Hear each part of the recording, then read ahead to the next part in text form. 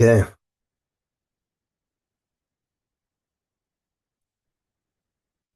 All right. We missed last month. We'll pick up this month. Welcome. Thank you all for joining.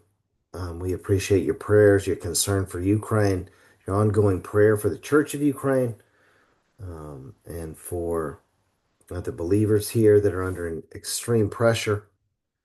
So hopefully we'll talk today with Ruslan, get a little bit better vision on what's going on the war side. And we'll talk to Vasya, what's going on with the adoption of 4 kids. So we'll have war, we'll have aid, we'll have real life under this ongoing pressure. And this may be macaroni. It may not be lobster and steak, but we'll do the best we can. There's a lot going on here right now. We have a lot of things going on this summer, and so um, it is a little bit difficult to pull some things together. So hopefully you'll get a better picture of what's going on in Ukraine, ways you can pray for it. We just want to thank all of you that are praying for Ukraine, that are keeping the main thing, by understanding the extreme pressure that the Ukrainian church is under, that what we're fighting for is where Russian occupation takes place. There is no space for the church, at least the church that's separated from the government. A lot of you are dismayed. I'm getting a lot of messages from people who are, your words, not mine, disgusted, ashamed, heartbroken, um, sad for the way in which the U.S. government's foreign policy seems to be affirming Russia and blaming or putting pressure on neglecting or abandoning Ukraine in this. So you join in Ukraine with respect to the confusion, the disgust over U.S. foreign policy. But then again, you also have the ability to write. We thank you for that. Write your congressman, or et cetera. It only takes a few voices. It only takes a little light in the darkness. So the church in Ukraine thanks you for your support, for your prayers, for your ongoing gifts that are turning into aid, which are helping people stay alive and people hear the gospel. And it is great for the Ukrainian church to know that they're not forgotten. And so we thank you for your support.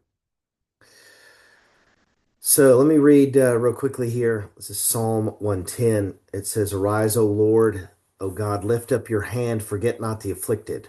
Why does the wicked renounce God and say in his heart, You shall not call to account? But you do see, for you note mischief and vexation, that you may take it into your hands. To you the helpless commits himself. You have been the helper of the fatherless. Break the arm of the wicked and evildoer. Call his wickedness to account till you find none. The Lord is king forever and ever. The nations perish from his land. O Lord, you hear the desire of the afflicted. You will strengthen their heart.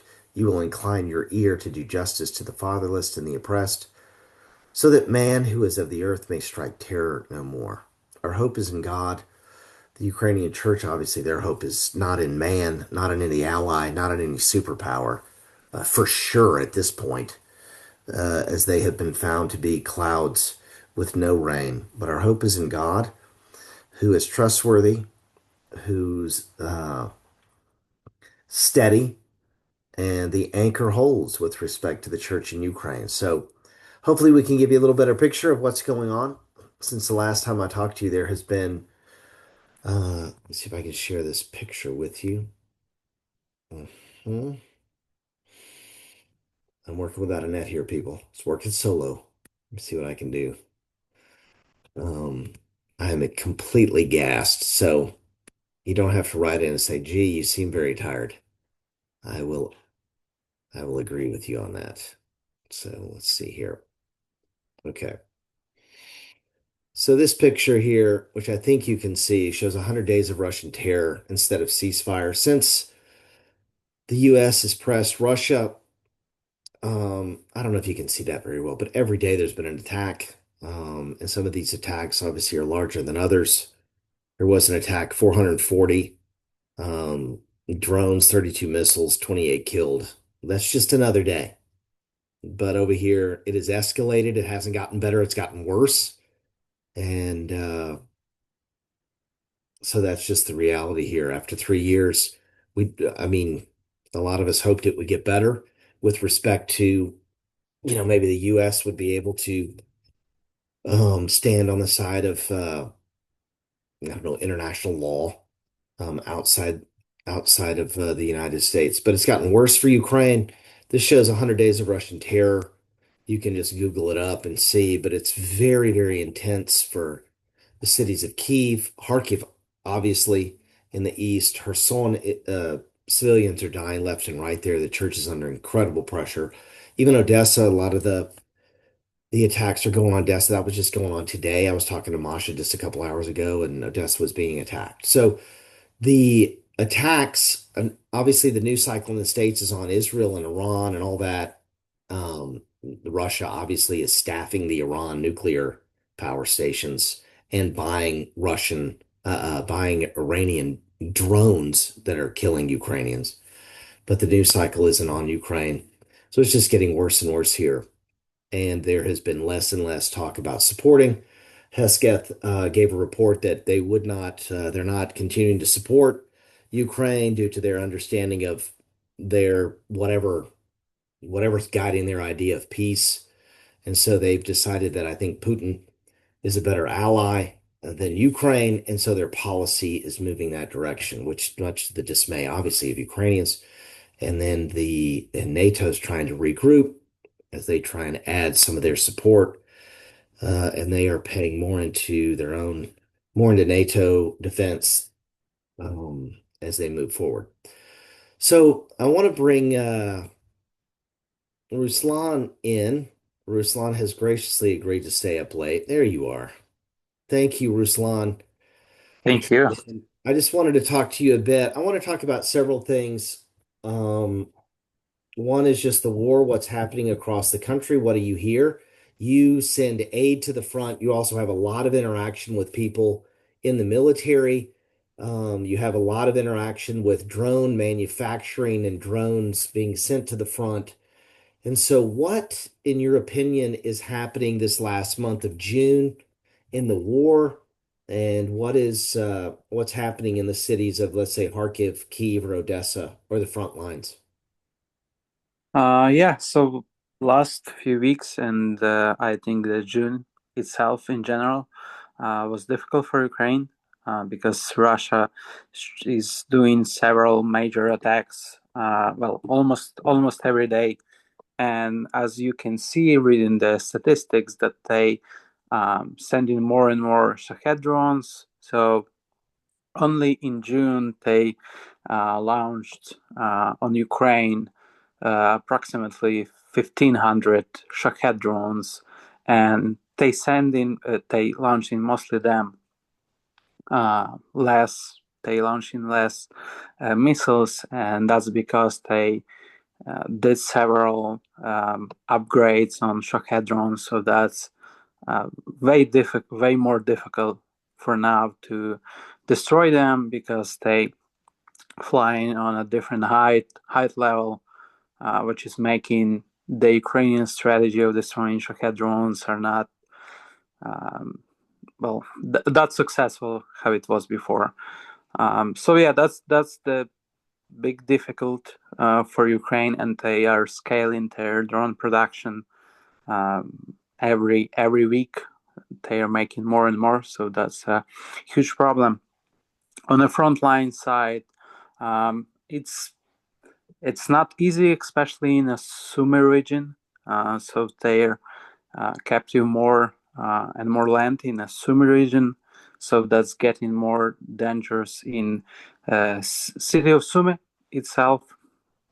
Kharkiv, as usually, is really difficult place to live in. Um, Drones, ballistic missiles all the time.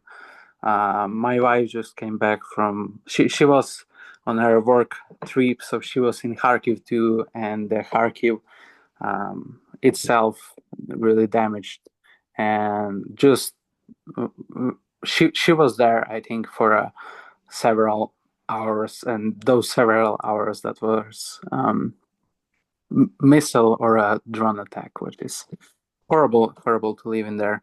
And her son is in a really difficult position because they are in a range of FPV drones, which is really dangerous for especially for civilians, because for Russians, um, as you can see, as we all know, that for Russians there is civilians are targets too, sadly. So yeah, especially church in Kherson, they live in under huge, as Douglas said, in under really huge pressure every day. Because if you're going on a street, you have to be super careful because there might be drones in the sky. So then you have to run away quick as possible, try to disappear somewhere, which is super dangerous. And I don't remember if uh, someone told about that, but the brothers from church in Kherson, they had to get for themselves kind of um, like a system that shows if there is FPV drones around, because yeah, just on the way to the church they can be a target for another Russian FPV drones Okay. daily. And FPV stands for first person view, is that right? Yeah, that's right. So that means a small drone that someone's flying and looking through the camera and can attack someone, is that right? Okay. Yeah. So they're small drones, but they can kill a person. They can carry a payload that can kill several people. And so if you're close enough, like Kherson is, which is very close to the front lines, then they fly. They call them safaris. They fly and just kill civilians, which we've talked about that before. So I did not know Seema went to Kharkiv, so it's good to catch up with you a bit. So, Yeah. so Seema evacuated from Kharkiv in 2022, and then to go back. What was it like for her to be in Kharkiv? What did she say? What was her experience? Well, she said that's sad and difficult to be there and see what happened with Kharkiv for past few years when she was there last time. So she's saying that people are trying to leave. They doing their best, but the city itself, the places when she went for university, when she usually spent times, parks and everything else is it's destroyed or damaged or highly damaged. So that was difficult for her to see how the difficult life is there. Yeah. Okay. Well, yeah, I'm sorry. I imagine it can just be absolutely traumatizing just to get over there and hear the missiles and whatnot. I did see her back here, so I know she's back safe. Yeah. But we're all a little bit mentally off, and she works in the mental space. What what have you heard? You have a lot of interaction on the front lines with soldiers, and you also, because of your wife, work with mental health. You hear an update from your wife. What are some of the challenges that church members or soldiers are facing that are closer to the front lines with mental health? Well, if you think about that, that's the conditions that the people on the front lines or near the front lines dealing with. It's the yeah, it's it's barely possible to live like that for a few hours, right? There is a huge danger for your life in like every moment. You could not sleep in a healthy way. You could not eat something normal. You live under the conditions that are not normal, if we will be honest and clear about that. So that's the yeah, and seeing people dying, everything getting destroyed all around. So there is no one that can carry that for a bit of a time. But if we're talking about the soldiers and people on a front that lives near or on the front lines, because there is still people that lives in cities and villages like on a zero line because they don't want to be evacuated from there. Yeah, there is no way that those people can carry that uh, for a long time. So everyone getting not not right.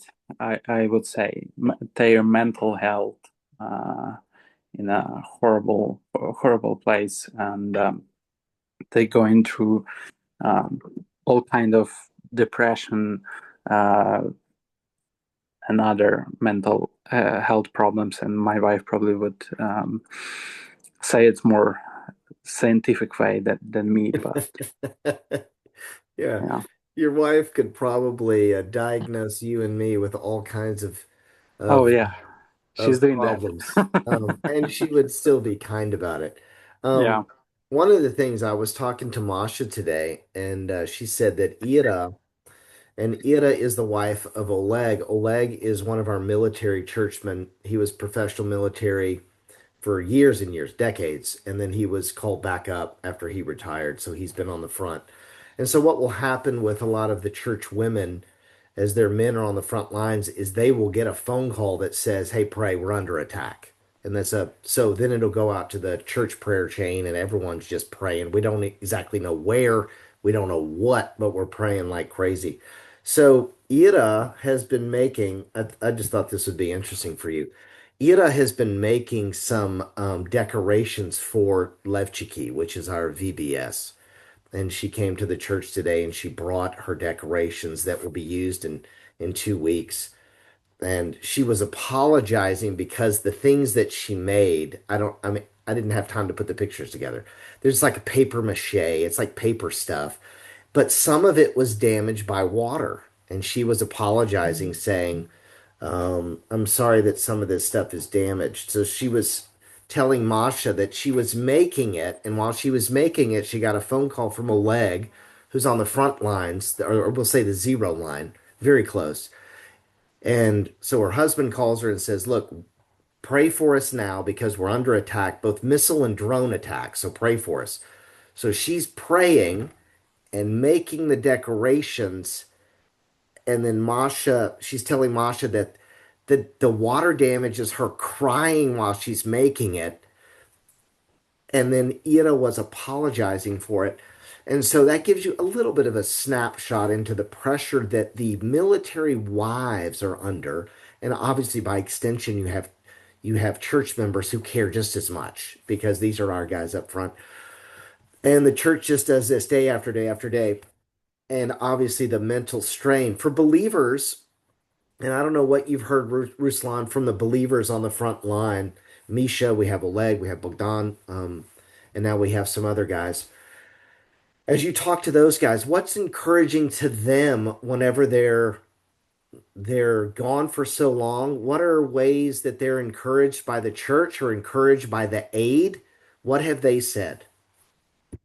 Yeah, so they for them, if you think about their again conditions, and usually they are not in the um, not with other believers on the front lines. It's just a mix of very different people together. So um, obviously because of the war and everything they going through, they're more close than ever before. But it's not that you are in a church. It's not that you're connected to the community and have able to worship together, pray together. So for them, it's a huge encouragement always to hear that church is always praying for them, taking care of them in the way it's possible, sending everything they asking for.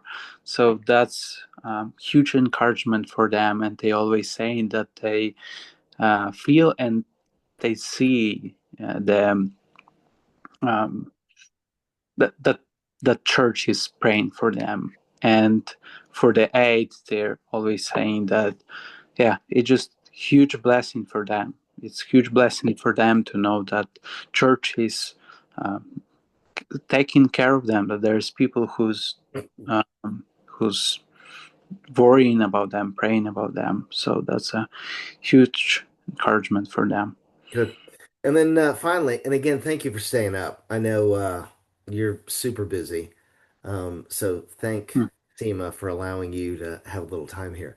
I With will. Crates for Ukraine, we still have Crates for Ukraine open. Obviously, we're just so busy. There's not a whole lot of time to do a lot of advertising, but it's still open. People can give money to that. We still sending aid over. What are some of the stories you get from the front lines with respect to the aid? What are some of the latest stories, or where's this aid going? What difference is it making? Yeah, so yeah, mostly medical supplies now. So it's going um, almost everything going to the east in most dangerous, in most um, yeah, difficult areas right now. So I hear the several stories. I actually probably had to send you a picture. There was a photo of a medic that having first aid kits, and he's smiling the way it's not even possible. So it's very funny.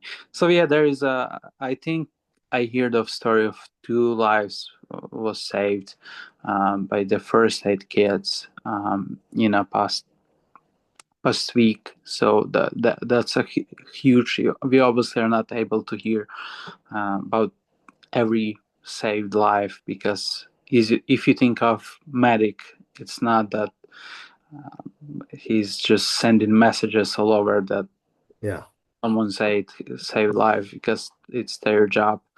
It's a routine to save lives. So yeah, but that's making a huge difference, I think, on the front line and the way that we can help the church members, providing church members with the first aid kits. We get a few more guys called up to to serve in the military, so we are able to provide them with the best medical supplies.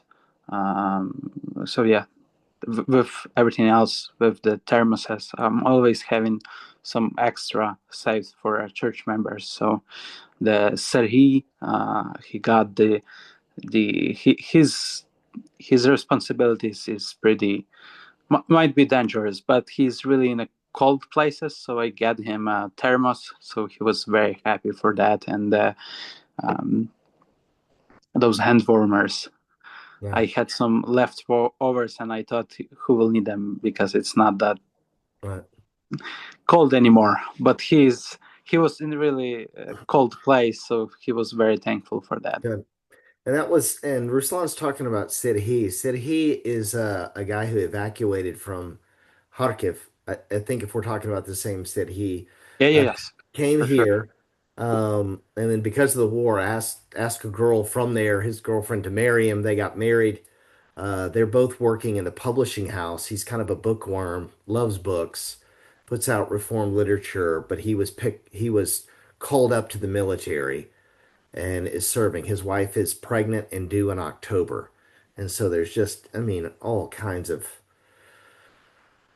hardships going on. So Ruslan was able to get him everything he needs. He has to do a lot of work at night in cold places. And so you can pray for Sid. There's also another guy, Sasha. He was just picked up and his papers are now in order. And so he is serving somewhere and he's had some kind of an accident where he broke his collarbone. So you can pray for Sasha. Ira is his wife. Sasha, I think, is an orphan. Yeah, Yes, he is. And so just, so much injustice in this world, so much evil, and it just continues to perpetuate. So you can pray for Sasha and Ira, and then also Sidhi and Angela as they try and navigate their husbands being called up. We also have another guy I want to pray for. That's Oleg Andrus. We just celebrated his 25th birthday at church last week. And whenever you turn 25, it means you can be called up. And so he has prior military experience. So he's got that weighing on his head with his young wife who's pregnant. She's probably due, I don't know. I don't know when she's due, but within 9 months. I know. So you can pray for Oleg and Sophia. And Sophia came to faith through the camp a few years ago. And then Oleg, who was interested in her, Sophia was like, "You're going to come to our church." And he's come to church and he's a member and he is just completely committed. So, um, Ruslan, do you have any other thoughts or concerns or ways we can pray for Ukraine from your perspective? Um, yeah, I would say just pray for justice, for freedom and victory of Ukraine. I know that in news we are not probably seeing that anymore because we seen about the ceasefire and something that, if I will be honest, I don't really believe in. But please pray, think about Ukraine. Please pray for Ukrainian soldiers that are brave and they're trying to protect their families, their home. They're actually trying to protect, I think, Europe and the whole democratic world itself too. So please pray for that. Pray for Ukrainian churches with all the difficulties that they're um, having for men's in Ukrainian churches, because more and more men's are being called up. So that's the challenge for a church, because who will lead the church, who will ministry in church. So yeah, Okay. Well, thank you, Ruslan. Thank you thank for you. taking the time. It's great to hear you. We'll be praying for Ruslan and Seema as well. So get some rest. You too. Have a good week. Thanks, Ruslan. See ya. Um, some other things we want to talk about, and obviously it was good to hear from Ruslan. The the church continues to move forward. There's a lot of hardships, obviously, for people. What Ruslan was talking about is there's this big discussion of ceasefire and peace and all that. The reality and the insanity of this is that there's Russia is invading Ukraine, and there's this conversation where the pressure is being put on Ukraine, who's being invaded, to somehow try harder to not be invaded, while the person invading is being praised for being smart, for being a genius, for being respectable, and for being good friends, and for being whatever. And so it's just absolute insanity as you see people, civilians being killed left, right, and center, and obviously Europe, for the most part, kind of gets it. But to see the U.S. Administration just swinging and missing, there are people and Republicans, Democrats, whatever, that are for Ukraine. So hopefully that pressure continues to build. Um, Ironically, America with its, fight for independence, um, they were kind of an underdog and fought for freedom and live free or die and all these old school American principles. And even back when Reagan was around talking about an evil empire and knock down this wall, back when there was evil and there was good, it wasn't just might makes right. There was actually some kind of values under it. So you can continue to put pressure on your congressman to stand up for values that the U.S. has or had. I don't know. Um, but it does make a big difference for Ukraine. So I want to talk to Vasya now. Many of you know that Vasya has There he is. So there you go. We got Vasya and Vika today. Well, how great that is. So Vasya and Vika, they are here. They have gone through the process of adopting four boys, and they are up at 10:30 at night, which is just amazing. So we'll make this as quick as possible. I wanted to hear from them on what's been going on with that process, how the Lord has been gracious, what's going on with the boys, what are some of your needs, and then we'll try and let people know how they can support you and pray for you. So, how has it been with the boys? How long have you had them, and what are some of the things that's going on in the family? It's a big questions, you know. With four boys, they're already 2 months with us, right? Yeah, so it's it's like wave, you know, like one day it's better, one day it's worse, one day it's better, one is worse, but we already see how they change. We see how they become more calm, and we see how they drawing, and it's better than it was, and they choose different colors, you know, like, and they draw in more much accurate than it was. So it seems to us they already like have like stage of adaptation in our family. Yeah, but today, like, it was like horrible in the church. So we have fighting and screaming in the church. So it's like, like it's always like a war zone when you try to like speak with them, when you try to uh, teach them how to approach one another and how to deal with one another and how to be calm in the Sunday service. Right. Yeah.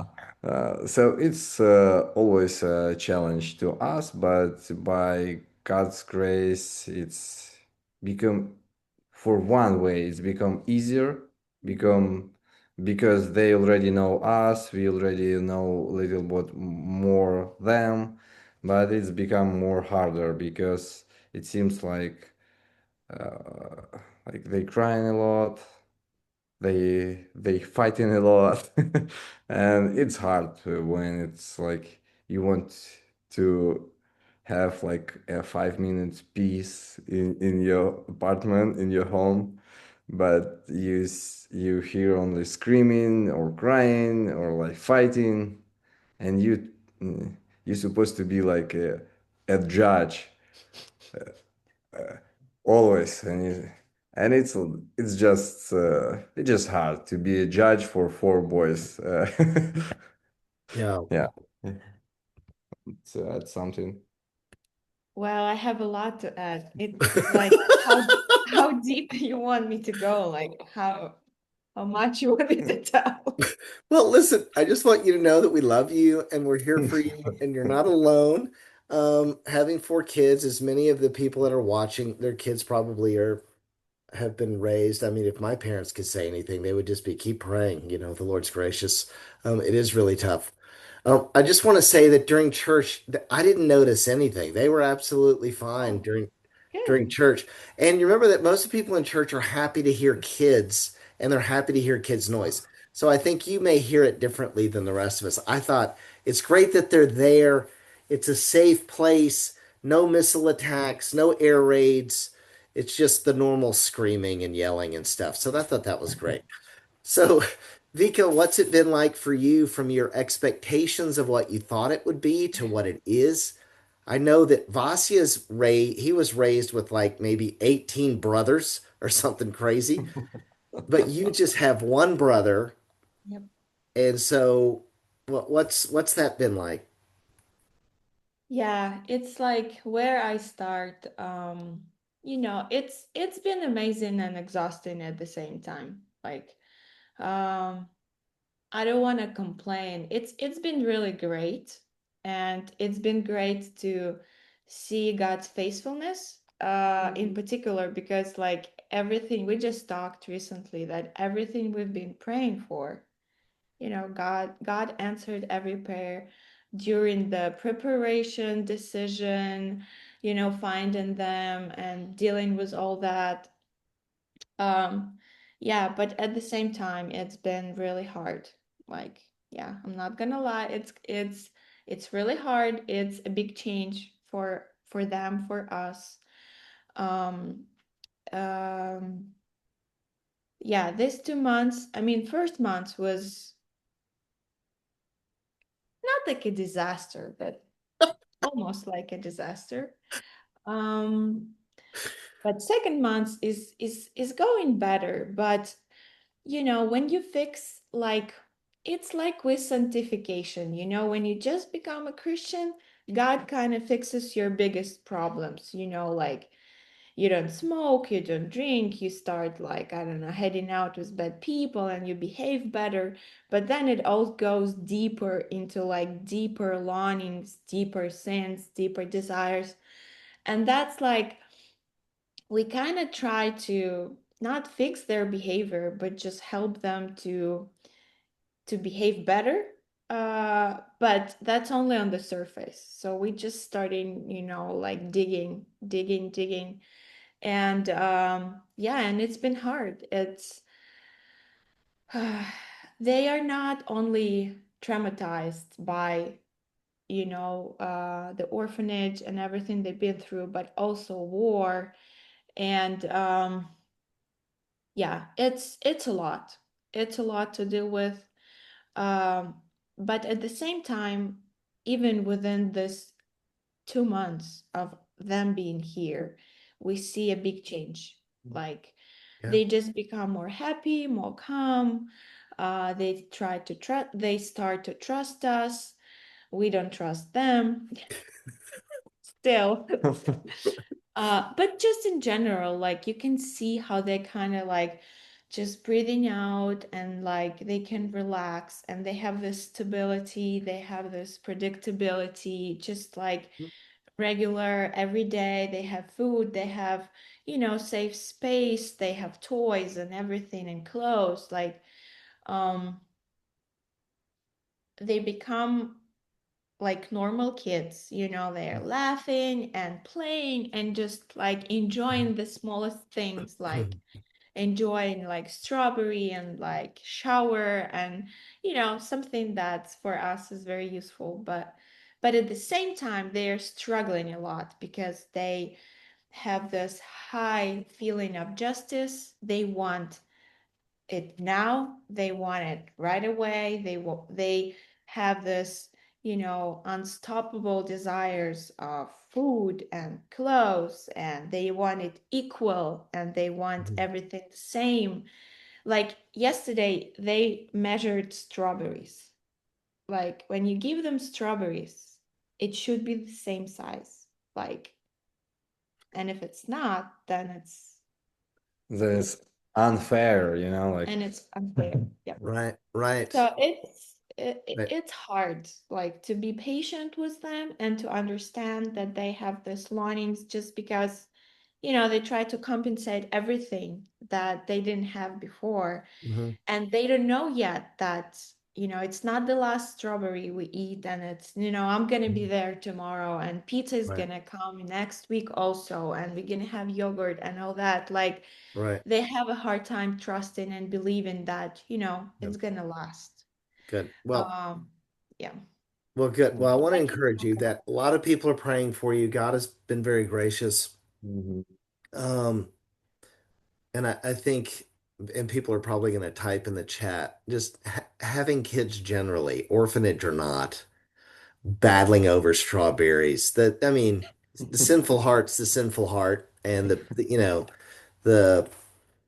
shepherding that heart and helping them understand what it is. It's a long-term work and just staying at it. So everyone would probably, I'm going to speak for everybody.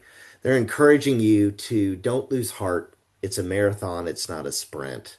and God is giving you the tools. And we're very happy that you're the parents, that you understand grace and goodness, not legalism, so they can embrace the covenant from the heart themselves and see that they have a stable God. Now, at the same time, your life has been turned upside down. Obviously, you look even better than before you had kids. You just look so fresh, so so dynamic. Of course, my eyesight's getting worse. So, it is what it is. But what are some of the challenges on the because they're boys, and if you talk to people that have boys, I had a friend, I don't know if this is appropriate for a Zoom call, but she was in Texas and she had a boy and she had a brother, but she didn't have a bunch of boys around. And she came in the kitchen, and the boy had pulled out the measuring spoons and was urinating in them. And she just, I think the dad was probably proud, but it's like just boys are different, and you have four all together, and they kind of get themselves going. And Vasi has been like that. Are there some boy activities that Vasi has been very comfortable with, and Vika, you've been confused by as they've interacted? Fighting, constant fighting. I don't know. Just like killing each other at the playground. Okay. Yeah, All they right. just play, you know. They're just playing, and mom says they're killing each other. Okay, I think that was probably good. It's probably somewhere in between, but there is a thing, you know, with boys. Now, what what are some of the needs? I know that adding these kids, there's ongoing needs. Are there some needs that are related to your family that I could let people know about? Yeah. Their health or with the family, what you need to provide? Yeah, it's a lot. It's we need a lot of prayers and uh, yeah, and because these children was in the orphanage, they have a really bad Jeez. teeth problem. So, like the oldest one, Kirilo and Artem, they have like problem and they need to fix it.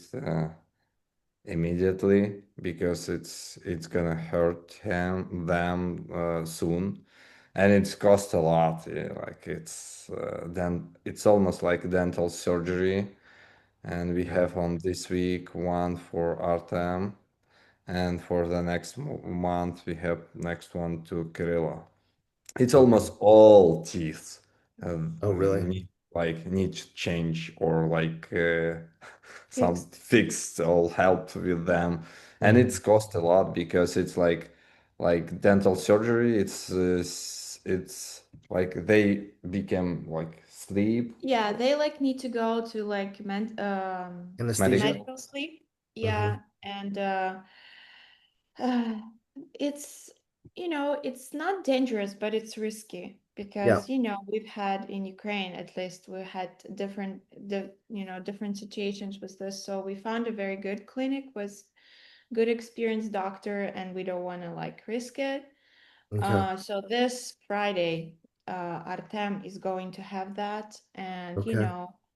that's something also to pray about. And before that, you need to check like heart and blood and everything, like Hmm. just a lot of tests. And in general, like they're being traumatized by doctors a lot, so they're Mm. afraid of doctors and needles and all kind of Yeah. stuff like Yeah, I that. Mm. bet. Um, yeah, and their mouth is just a disaster. Like they never been to a dentist, and yeah, they've been eating sugar with spoons, so Uh, so what it's is that, just for people now? Well, interesting, Ukraine is a location where people come to Ukraine to get dental care because we have high quality dental care at lower cost. But what would this cost, this procedure for Artem and Kirilo, what does that cost? Just so Yeah, people know. it's cost almost $3,000. Okay. Yeah, so it's like it's a lot to Okay. us, but but Right. it's a lot of work to dental care, you know. Okay. It's better to youngest one like Valery and Oleg. They have better teeth. Mm. Okay. Yeah, so uh, for example, for surgery to Artem, we supposed to pay $1,300. Okay. Yeah, we hope it will be cheaper, but it's like they said something like that. They give us Mm. that price. Yeah, Okay. it's a big money, but we need to do that. Sure. We need to care of Sure, but big their expenses. Well, teeth. Yeah. thank you for letting us know the need and also what to pray for because I know this is it'll be a big deal, just all the nerves and everything, but getting it all fixed. For those that want to support the Ahadakavi, they have an account in MTW. You can go to MTW. You can look under projects. There will be Ahadakavi. The project number that you will find is 97056. You can search it. You can donate there, and that money ends up over to Vika and Vasya. And then more than money, it is prayer for the little boys that these procedures will go well. Artem is this Friday. When is Kirilo scheduled to go in? It's end of July, the 30th of July. Okay, all right. Um, well, that's a big deal. Hmm. What else is going on for you guys now? You are going. We have a student camp that's happening in a week up in the Yeah. mountains. So it's got like 80 students. I think it's over 100 people going in the mountains. And you are going to go up there with the boys. So you'll be in the mountains for a week with the boys. Are you looking forward to that? What are you thinking about that experience? Yeah. I think more positive side, you know, like because this boy never see mountains, right? So, and we go to the mountains, and for them it's something new. They never see that, and it's good to them to like have more intention, work with church people, right? Hmm. Because we have like a lot volunteers from our church, and it's help to them like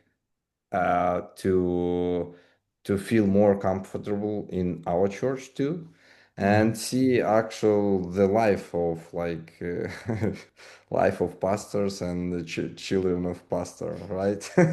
Yeah. So we hope it will be good weather and they can enjoy the weather and be with us on like program, or like we have like small mountains. They can go there and see the beauty of God's creations. Yeah.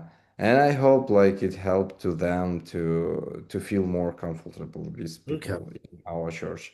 But anyway, it will be like challenging to us because it will be a new place and it's Mm. stress to them, and we need to like have a good preparation about like which toys we supposed to take, uh, like Medicine, medicine, uh, I don't know, snack. like snacks and stuff like that, and how they feel in the new place, in the new bed, and they need to go to, I don't know, как его описывать, so Like we wake them up in the middle of the night to go pee, all yeah, that. So so yeah, Yeah. it's Nice. And in the meantime, Vasya, you're having to preach next week as well, right? yeah, right. So, so just add that on. So I'm looking forward to your sermon illustrations. They're all going to be about marriage and children. So, okay, so we'll be praying about the time. I think you're taking people from church as well to help you. It Hmm. sounds like it's going to be a great experience. And at the very least, you'll be very happy to get back home um, Hmm. after it's all. all over. Now, just to tell people that might not know, what are the age of the boys? So the oldest one is Kirilla, is 8, almost 8. The next one is Artem, it's 5.5. And the next one is twins, is Valery and Oleg, they're 4.5. Okay, 4.5, 5.5, and 7.5, probably almost 8. Yeah. Okay. Yeah. So yeah, sounds like a lot of energy Mm-hmm. to match your energy.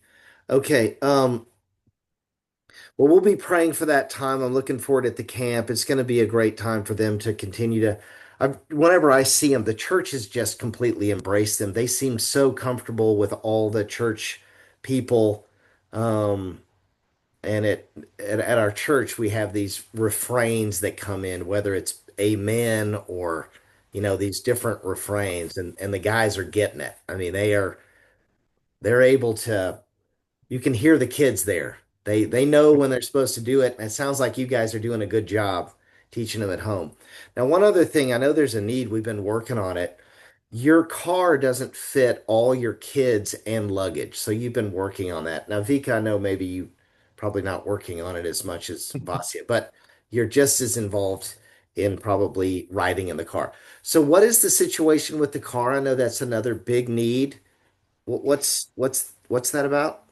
Yes, thank you for asking about that. So we have like car for 7 seats, right? Like the 3 row, and because of they are really young, they all need like car seats and And booster. and boosters, and because of that you need like always take one car seats off, take one seats, and then one go to the back, and then go back and car seats go back, and it's like take a lot of time, and it's almost like it's hard to us. If the boys were was more older, it wasn't problem because you don't need car seats and stuff like that.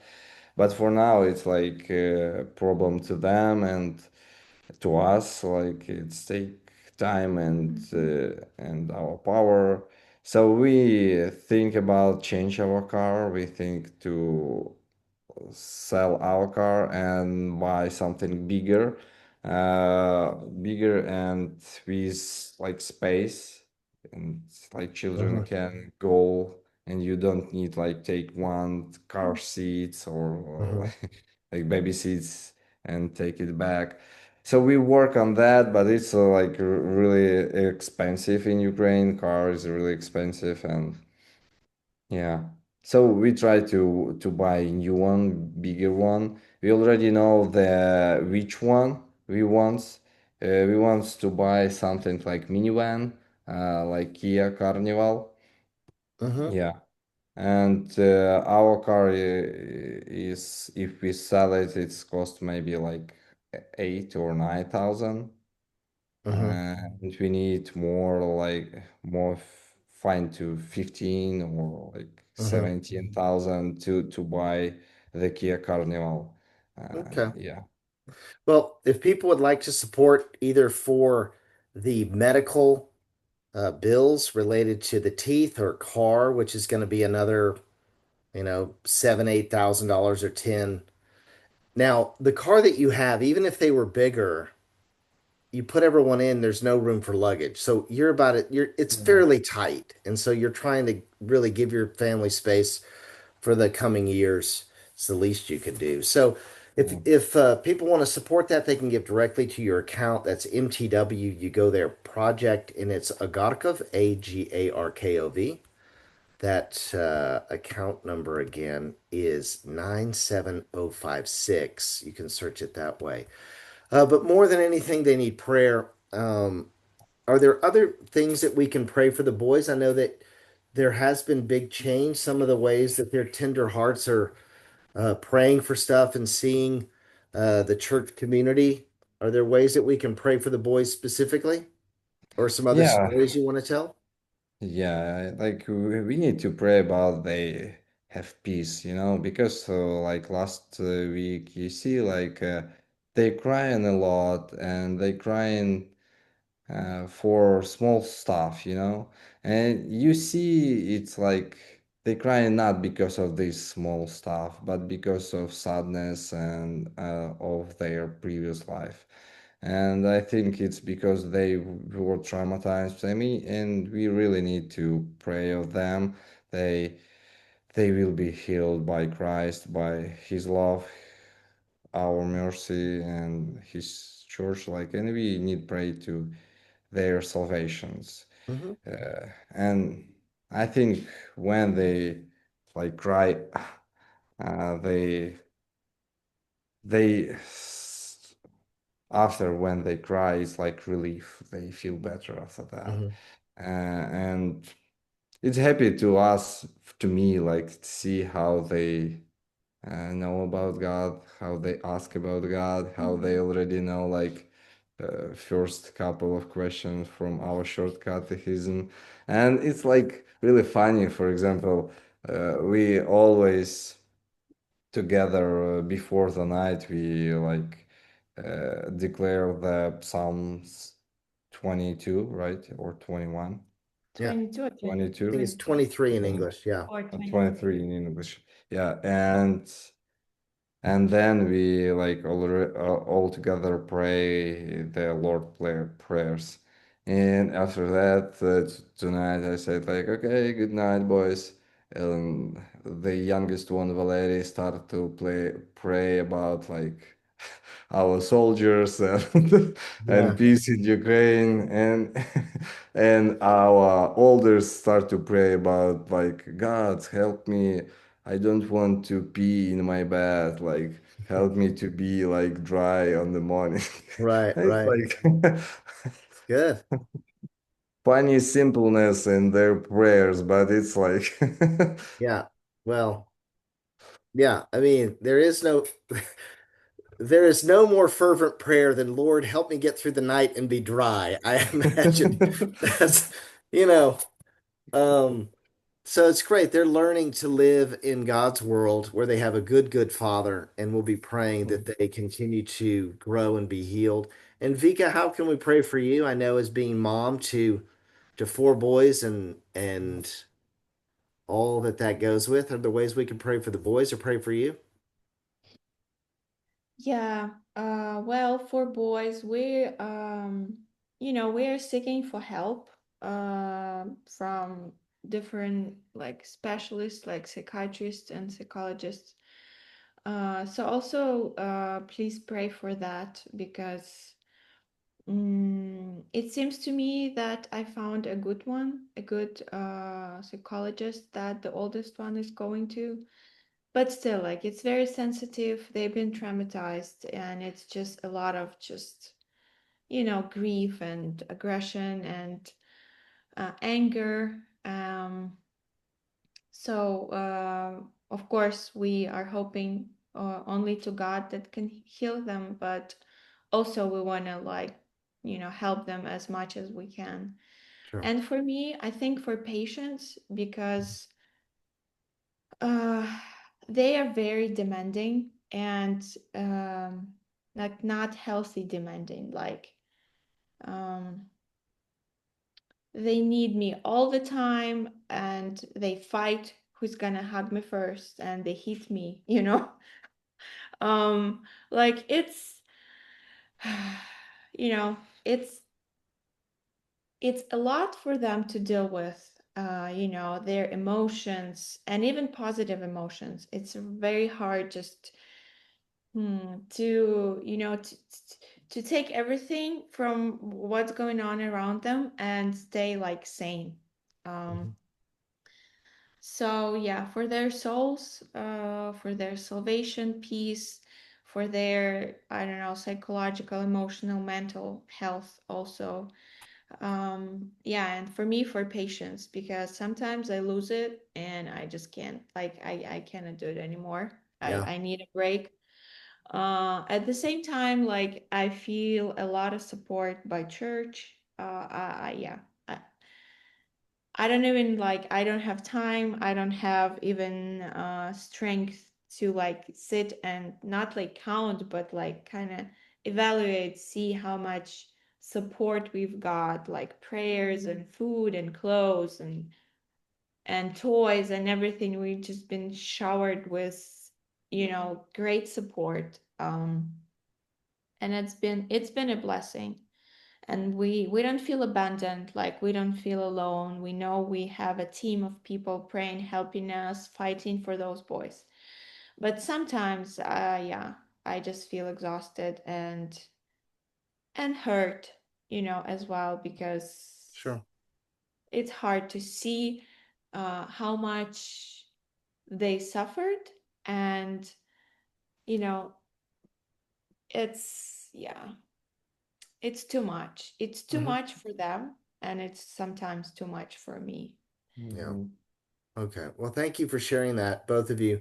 We love you very much. A lot of people are praying for you. I know a lot of people have that you may never know, praying for Yeah. you, giving stuff, sending stuff. I brought, who knows what I brought over, legal or illegal. I brought it into the country. I don't know what it was, but you got it. So thank you very much. It's so great to see the covenant family. These kids get to be a part of it. We have the promises of God and His faithfulness, and keep it up. Well, I'm looking forward to seeing what happens at the camp. You can pray for the camp. We'll have everyone else. You can pray that these students that are going to go to the camp who are also traumatized and war weary will have a chance to have fun and talk a little bit in English, but also read the Bible. And then we'll have the VBS followed up pretty soon after that. So you can pray for that as the church tries to do a VBS. Everybody's just completely exhausted, but the way forward is to care for others, and we're hoping the Lord continues to bring his people to himself as we've seen that happen. So thank you for your support. Thank you for your prayers. Cindy is going to continue to do cindy.cratesforukraine@gmail.com is going to continue to have a prayer on the second Tuesday of each month. She's changing it to the second Tuesday. So that's July 8th at 7 p.m. Central Standard Time. So you can write her at cindy.cratesforukraine@gmail.com. Thank you for praying. Thank you for your support. More than anything, thank you for not forgetting us. The Ukrainian church continues to say thank you. If you can get to Chattanooga, you can hear Pastor Ivan Bespalov, who's one of the best people to listen to. I mean, he's just a dreamboat. He'll be in Chattanooga. The announcement came in that mailer. You can meet him for breakfast and you can ask him questions. There's also that movie, Faith Under Siege, which is a good one to pass around because this is a battle, really a battle for the church to have freedom to worship. So thank you very much for your support. Thank you for being with us tonight. Thank you, Aharkavi. We hope that you get some rest tonight and you have a dry night. I'll be praying for that. Everyone has a dry night.